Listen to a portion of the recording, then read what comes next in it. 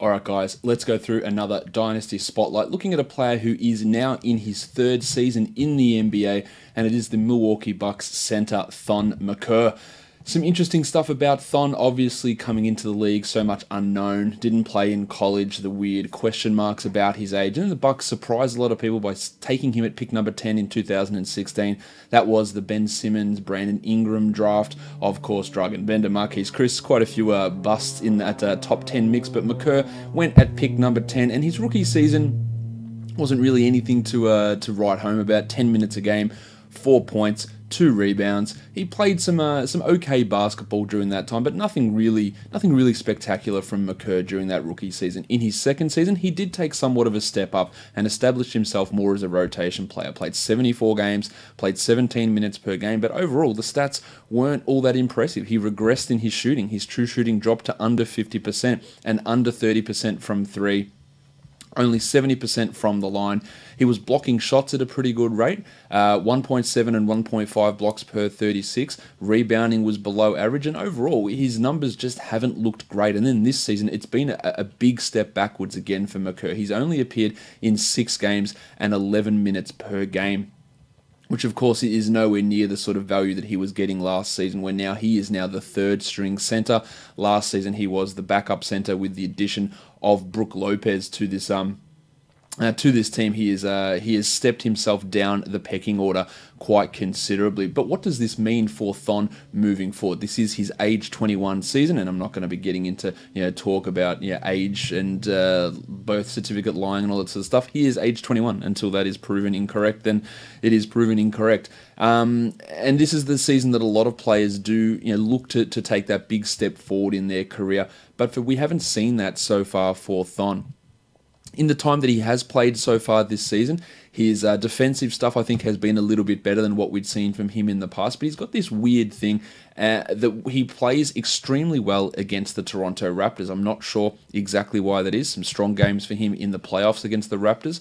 But when he plays against them, he seems to do fantastically well in comparison to other teams. He has played 109 total minutes against the Raptors, which is more than any other team except for the Detroit Pistons. He has shot 47% from 3, 51% from the field, and 79% from the line in 16 minutes per game, averaging 9 and 4 in that time, and he's blocking about a shot a game in that time frame as well. Just doesn't seem to be able to miss against the Raptors. One of those weird statistical anomalies for Maker in that time against Toronto. But of course, he doesn't get to play Toronto every single game. This season, it is really small sample size we're looking at, only 67 minutes, but he is a plus 9.5. He was a negative 8 last season in his on-off numbers, which is pretty poor, and his overall net rating was a negative 5.6 last season as well. And his advanced numbers are all trending in the right direction. So I guess if we tie that into players in their third season taking that step forward, we can see that happening here. But this is such a small sample size with Maker, I'm not really sure what to make of it. I think at his absolute peak, if he ever found himself in a 27 to 28 minute starting role, which seems like it would be a significant way off, then we would have Maker as being a guy who probably doesn't crack the top 100, because realistically, what does he do well from a fantasy point of view? If we look back at his per 36 numbers for the past couple of seasons, 14.5 and 7 in his rookie year, 10 and 7 in his second season, with 1.5 and 1.7 and 1.5 blocks, low assists, really low steals. The percentages have both been poor. The three-pointers aren't really there. There's nothing there that really stands out with Thon, where you look at his numbers and go, yeah, this is a guy who is going to push into a larger role, or honestly, who is he actually going to be in the NBA at the end of his rookie contract? It's getting to that situation where I think we do have to start having those level of concerns about Maker, whether he will actually make it past the end of his rookie contract. For a big man, a 7-foot guy, he lacks a lot of strength, and he doesn't really take many of his shots at the rim at all. Over the past 2 seasons, 43% of his shots occurred at the rim, and 38% in his that was his rookie season. In his second season, 38%, which as a center puts him in the 39th and 35th percentile. Really, really poor numbers there. He takes a lot of corner threes. He was in the 90th percentile for a big man in his second season in terms of taking corner threes, and he's got a pretty high overall three-point rate. The problem is he just doesn't hit them at a good rate. So, for example, last season, the 69th percentile in terms of taking three-pointers, the 18th percentile in terms of hitting them, the 90th percentile in terms of taking corner threes, the 26th percentile in terms of hitting them. So he's taking the shots, he just can't hit them, and that obviously is a pretty significant problem. His block percentage is nice. He's had a pretty good steal percentage last season as well. But a really small rebound percentage as well in the bottom half of defensive rebounding numbers for big men across the league. In fact, according to Clean the Glass, his defensive rebounding percentage is in the 6th percentile, which is really low, and that's part of that issue. Now, again, small sample size this season, he has improved the rebounding. He's got a 24% defensive rebound percentage according to Basketball Reference, which is a big jump up from the sub-15 numbers that he was putting up previously. But I'm not sure that we're ever going to see, Thon in a sizable enough role, and if you do have him in dynasty-type formats, I'm not sure we're going to see anything really realized from his numbers at all. He is a guy that has yet to finish inside the top 300 in fantasy this season. He is 256th in these six games because his efficiency is well up at 52%. And we'll see if that can actually stick. It probably won't, because it is based on 73% two-point shooting, which is unlikely to stick for Thon. He hasn't missed a corner three so far this season. In fact, he's hitting 75% of his threes. So we have a fair indication that those numbers from Thon are going to drop down as well as the season goes on. It's hard to get a full grasp of can he block shots. Like, his block percentage is up this season, but it wasn't anything overly spectacular. It was 2.5% in his first season, 2.3% last season. It's up at 3.4 in very small sample size at the moment. Of course, the Clean the Glass number is different from Basketball Reference because Clean the Glass takes out the junk time numbers. So we're talking 67 minutes overall for the season, but only 29 of those have not been junk time. So that's why when I say he hasn't missed a corner three, he hasn't missed a corner three when he's been a regular part of the rotation.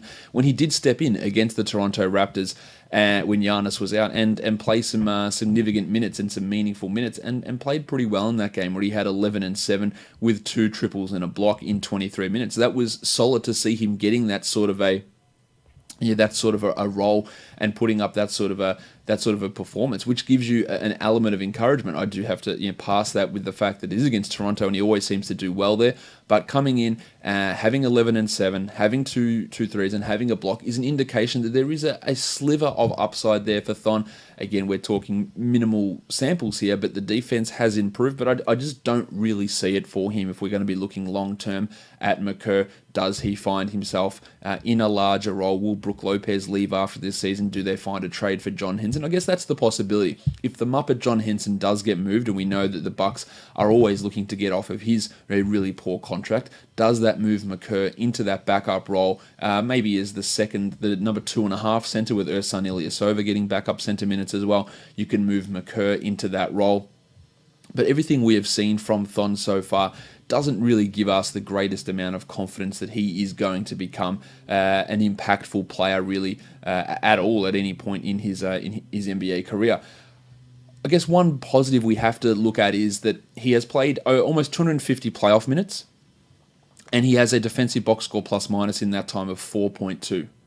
That's a really strong defensive box score plus minus. Overall box score plus minus of 2.8 as well in the playoffs. The offense has been a little bit low, but solid enough win shares. Really high block percentage, 8.3% in the playoffs as well. So an ability to step it up in the times that it matters, which is of course during the playoffs, is something that I guess we can put as a positive. Hasn't shot the ball well though, under 40% field goal percentage, under 30% 3-point percentage in the playoffs, but his ability to take those shots and to protect the rim has been important. But if we're looking at Thon for this season, he's not a regular part of the rotation. It's going to take some injuries for Maker to really step in and be a useful asset, and I just don't see him ever blossoming into a regular 20-minute per game guy.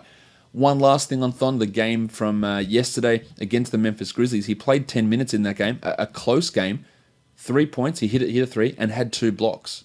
So again, the ability to get blocks. He's had blocks in 4 of the 6 games that he's played this season. He's hit threes in 4 of the 6 games. That's what he has to build on, is being a threes and blocks type of a guy. He's a poor rebounder, but he needs to do that at higher efficiency, and that's where we have the concerns with Maker. So if we're looking at him as an ongoing dynasty player, he is still 21, will turn 22 next season. The ability to block shots is useful, but I don't really ever see it with his lack of strength, his lack of rebounding ability, his lack of efficiency. There's so many things that detract from him ever really blossoming into a starter caliber player, or really even blossoming into a backup center. So if someone still believes in the potential of Maker, I'd be looking to swing it in a trade, because I don't really ever think we'll see a top 200 finish from him, because he just won't get the minutes. Now, if he got the 25 minutes, he could get there. I just don't think we're going to see that from Maker. And that'll do it for today's player spotlight on Thon Maker of the Milwaukee Bucks.